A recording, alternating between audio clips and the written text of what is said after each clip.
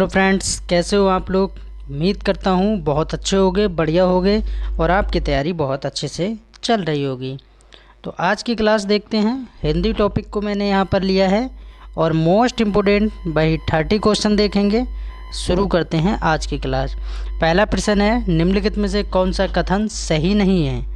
सही नहीं है पूछा जा रहा है। जो शक्ति का उपासक हो क्या उसके लिए शाक्त आता है। बिल्कुल बात सही है, शाक्त आता है। 100 वर्ष की आयु पूरी करने वाले के लिए शतायु आता है। बिल्कुल ठीक है। शरण में आया हुआ को शरणागत कहते हैं। समान आयु वाले के लिए वयस्क नहीं कहते हैं, तो क्या कहते हैं। समान आयु वाले के लिए क्या कहते हैं, समवयस्क कहते हैं। क्या कहते हैं, समवयस्क कहते हैं। समवयस्क यहाँ पर होता तो सही हो जाता, क्योंकि हमसे नहीं पूछा जा रहा है तो पहला वाला गलत हो जाएगा, बाकी तीनों सही हैं। 2 नंबर क्वेश्चन देखते हैं। गांव के समीप नदी है, इस वाक्य में कौन सी विभक्ति है। गांव के समीप नदी है यानी गांव के पास एक नदी है। प्रथमा विभक्ति, द्वितीय विभक्ति, तृतीय विभक्ति और चतुर्थ विभक्ति। तो यहाँ पर कौन सा सही हो जाएगा, द्वितीय विभक्ति वाला बिल्कुल सही हो जाएगा। गांव के समीप। आपको सूत्र याद रखना पड़ेगा। विभक्ति की पहचान चिन्हों के माध्यम से होती है, जैसे कर्ता ने कर्म को करण से, संप्रदान के लिए अपादान से अलग होने में, है ना। बाकी आपको कुछ सूत्र भी याद रखना पड़ेंगे, जैसे द्वितीय विभक्ति का सूत्र क्या है, अव्यता, परिता, समया, निक्सा, हा प्रत्यय योगे अपि। ये आपको सूत्र याद रखना पड़ेगा, तो आपसे पता लग जाएगा। समीप, ठीक है। गांव के समीप नदी है, तो गांव के समीप अगर कभी कभी ये भी होता है कि संस्कृत में बनाने को आ जाता है तो बना देते हैं, वो भी पता होना चाहिए। ग्रामम, क्या हो जाएगा इसका, ग्रामम यानी गांव के, ठीक है। समया, समया यहाँ पर रहेगा समया, यहाँ पर समया रहेगा नदी और फिर नीचे रहेगा अस्ति। ये याद रखना है, यानी गांव के समीप नदी है तो ग्राम्यम सम्या नदी अस्ति। द्वितीय विभक्ति को लगाएंगे, बिल्कुल करेक्ट हो जाएगा। नेक्स्ट क्वेश्चन देखते हैं। वह पैर से लंगड़ा है में कौन सी विभक्ति है। आपको नोट डाउन कर लेना है और हमेशा हमेशा के लिए याद रखना है। अंगी का विकार लक्षित होने पर, यानी कोई पैर से लंगड़ा है, कोई आँख से काना है, कोई बहरा है, कुछ भी है, अगर अपंगता यानी विकलांगता का अगर वहाँ पर बोध हो रहा है तो आप तृतीय विभक्ति आराम से लगा सकते हैं, नो डाउट। एड़ंग विकारा इसका सूत्र होता है। सूत्र की बात की जाए तो एड़ंग विकारा इसका सूत्र होता है। एड़ंग विकारा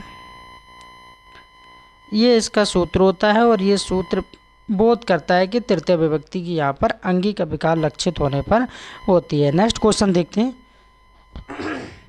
4 नंबर क्वेश्चन देखते हैं। वह पुत्र के साथ आया में कौन सी विभक्ति है। वह पुत्र के साथ आया में कौन सी विभक्ति है। वह पुत्र के साथ आया, तृतीय विभक्ति हो जाएगी। यहाँ पर किसके साथ आया, तृतीय, यहाँ पर भी तृतीय विभक्ति हो जाएगी, ठीक है। क्यों, क्योंकि यहाँ पर दूसरा सूत्र का बोध किया गया है। सहयुक्ते, सहयुक्ते अप्रदाने, अप्रदाने, ये याद रखना है। इस सूत्र के माध्यम से भी तृतीय विभक्ति हो जाएगी। अंगी का विकार लक्षित होने पर भी तृतीय विभक्ति होती है, ठीक है। द्वितीय में क्या लगता है, अव्यता, परता, समया, निक्सा, हा प्रत्ययोगी अपि वाला सूत्र लगता है। विभक्तियों को पहचानने के लिए ये वीडियो स्पेशल बनाई गई है, इसलिए अगर अच्छी लग रही है वीडियो तो प्लीज़ वीडियो को लाइक ज़रूर करें और चैनल को सब्सक्राइब करें और कमेंट में ज़रूर बताना कि हिंदी चैप्टर से 30 में से आपका स्कोर कितना जा रहा है। 5 नंबर क्वेश्चन देखते हैं। हरि को भक्ति अच्छी लगती है में कौन सी विभक्ति है। हरि को, हरि मतलब क्या, गॉड, भगवान, ईश्वर, अल्लाह। हरि को भक्ति अच्छी लगती है, कौन सी विभक्ति, प्रथमा विभक्ति, द्वितीय, तृतीय, चतुर्थी। कौन सी विभक्ति है यहाँ पर, तो चतुर्थी विभक्ति बिल्कुल राइट हो जाएगा। हरि को भक्ति अच्छी लगती है। 6 नंबर क्वेश्चन देखते हैं। कुंडलिया में कुल कितनी मात्राएं होती हैं। क्योंकि यहाँ पर क्वेश्चन में ये नहीं पूछा जा रहा है कि पहले चरण और दूसरे चरण या तीसरे चरण में कितनी मात्राएं होती हैं। क्वेश्चन में ये पूछा जा रहा है कि कुंडलिया में टोटल मात्राएं कितनी होती हैं। तो पहले तो ये पता होना चाहिए कि कुंडलिया में टोटल चरण कितने होते हैं। जब तक आपको चरण पता नहीं लगेगा तब तक आप कैसे बता सकते हैं। तो सबसे पहले तो आपको चरण के बारे में पता होना चाहिए और ये पता होना चाहिए ये कैसा छंद होता है ना। तो विषम मात्रिक छंद होता है, ये याद रखना है। टोटल मात्राओं की बात की जाए तो 144 मात्राएं होती है कुंडलिया में, ठीक है, ये याद रखना है। 144, 144 मात्राएं टोटल होती हैं। नेक्स्ट क्वेश्चन देखते हैं 7 नंबर। निम्नलिखित में से कौन सा कथन सही नहीं है? यहाँ पर भी गलत पूछा जा रहा है कि कौन सा कथन यहाँ सही नहीं है। दोहा में कुल मात्राएं 48 होती हैं। 13, 13, 11 और 11 जोड़ सकते हैं आप। 3 और 1 4, 2 यानी 24 और 24 48, बिल्कुल सही है।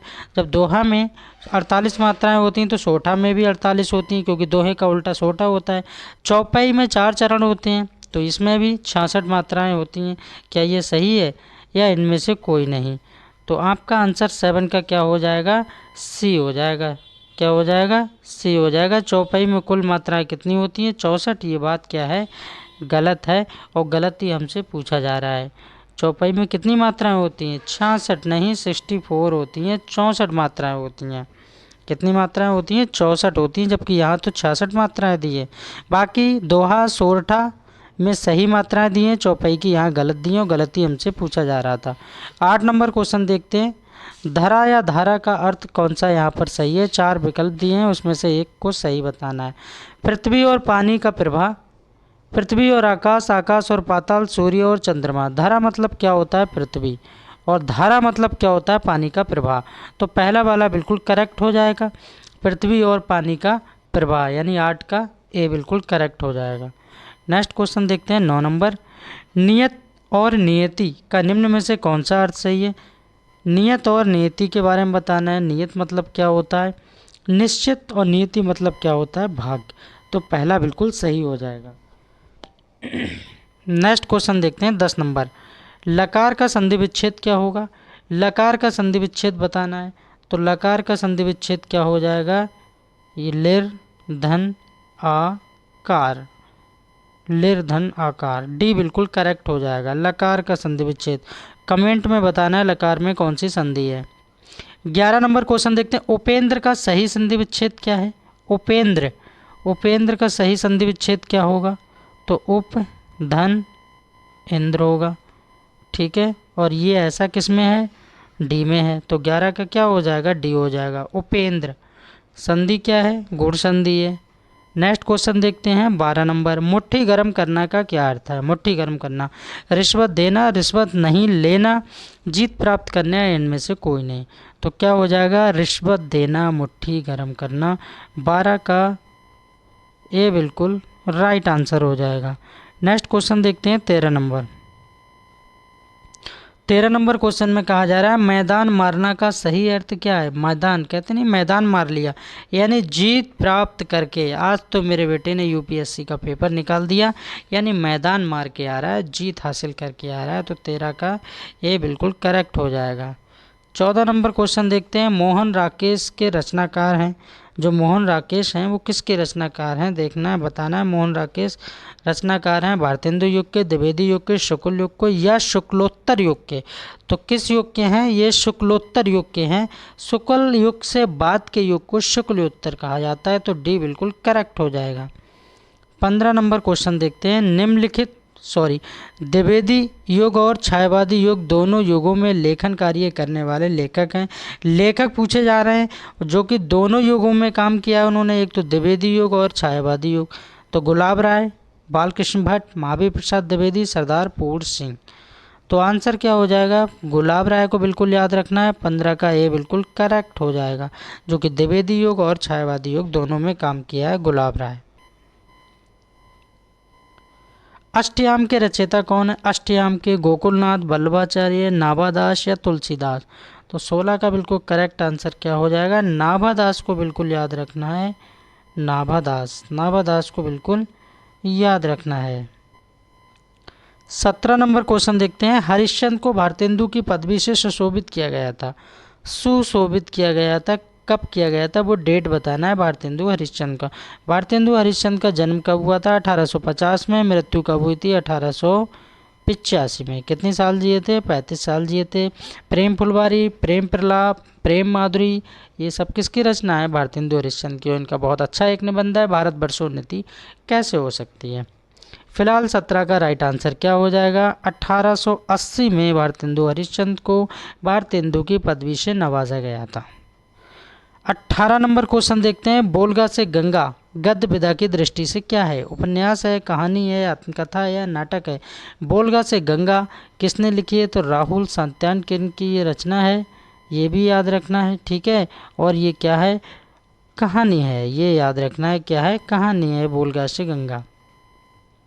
राजा भोज का सपना के कथाकार कौन है? किशोरीलाल गोस्वामी, शिव प्रसाद सितारे हिंद, इंशाअल्लाह खां, जयशंकर प्रसाद। तो क्या हो जाएगा? शिव प्रसाद सितारे हिंद को बिल्कुल याद रखना है, 19 का बी करेक्ट हो जाएगा। 20 नंबर क्वेश्चन देखते हैं। जिन्होंने जीना जाना किसकी रचना है? जगदीश चंद्र माथुर, महादेवी वर्मा, सत्येंद्र नाथ, रामधारी सिंह दिनकर। तो 20 का बिल्कुल करेक्ट आंसर हो जाएगा, जगदीश चंद्र माथुर को बिल्कुल याद रखना है, 20 का ये सही हो जाएगा। 21 नंबर क्वेश्चन देखते हैं। युद्ध यात्रा के रचनाकार कौन है? युद्ध यात्रा धर्मवीर भारती, शमशेर बहादुर सिंह, जयशंकर प्रसाद, भुवनेश्वर। 21 का बिल्कुल राइट हो जाएगा, धर्मवीर भारती। ठेले पर हिमालय, ठेले पर हिमालय, ये भी याद रखना है, धर्मवीर भारती की रचना है। 22 नंबर क्वेश्चन देखते हैं। ज्ञानाश्री शाखा को किसने संत काव्यधारा का नाम दिया? Doctor Ram Kumar Verma, doctor Dhirendra Shastri, doctor Mayank Agrawal या इनमें से कोई नहीं। 22 का राइट आंसर हो जाएगा, डॉक्टर राम कुमार वर्मा ने ज्ञानाश्री शाखा को संत काव्यधारा का नाम दिया, ये बिल्कुल करेक्ट आंसर हो जाएगा। 23 नंबर क्वेश्चन देखते हैं। आचार्य हजारी प्रसाद द्विवेदी ने 13वीं शताब्दी में हिंदी का प्रथम कवि किसे माना है? अब्दुल रहमान, सरहपा या शबरपा? तो किसको माना है? अब्दुल रहमान को माना है, अब्दुल रहमान को माना है, बिल्कुल याद रखना है। हिंदी का प्रथम कवि किसको कहा जाता है? सरहपा को कहा जाता है। लेकिन जब आचार्य हजारी प्रसाद द्विवेदी का नाम जुड़ जाए 13वीं शताब्दी के समथिंग, तो आपको अब्दुल रहमान को मानना है। फिलहाल 23 का आंसर अब्दुल रहमान हो जाएगा। 24 नंबर क्वेश्चन देखते हैं। चंद्रबरदाई के द्वारा लिखित पृथ्वीराज रासो की भाषा क्या है? पृथ्वीराज रासो को किसने लिखा है? चंद्रबरदाई ने लिखा है। एक क्वेश्चन तो यही बन जाता है। उनकी भाषा कैसी है? ब्रज मिश्रित, राजस्थानी, डिंगल या उपरोक्त सभी? तो ब्रज मिश्रित है, ब्रज को भी उन्होंने मिलाया है, राजस्थान का भी वातावरण बताया है और डिंगल भी है। तो फाइनली आंसर क्या हो जाएगा? डी हो जाएगा।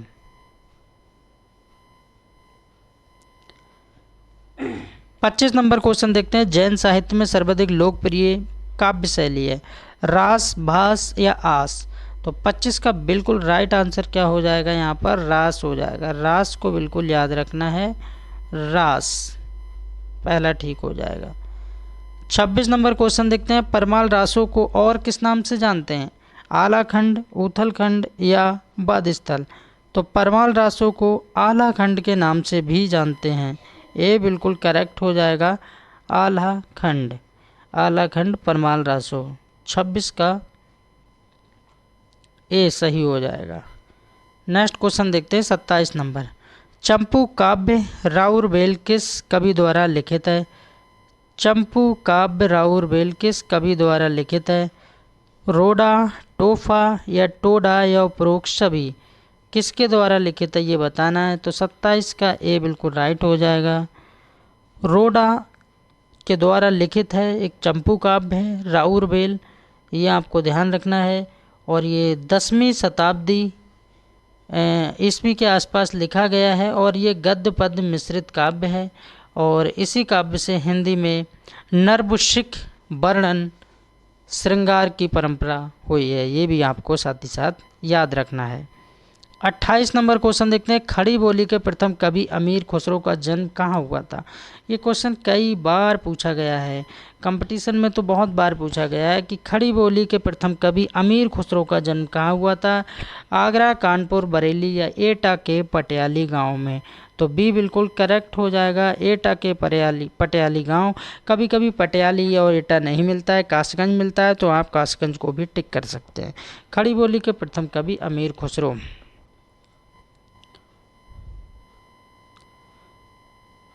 इस वीडियो का सेकंड लास्ट क्वेश्चन देखते हैं। 29 नंबर। श्रृंगार रस का सिद्ध बाग कवि मैथिल कोकिल किसको कहा जाता है?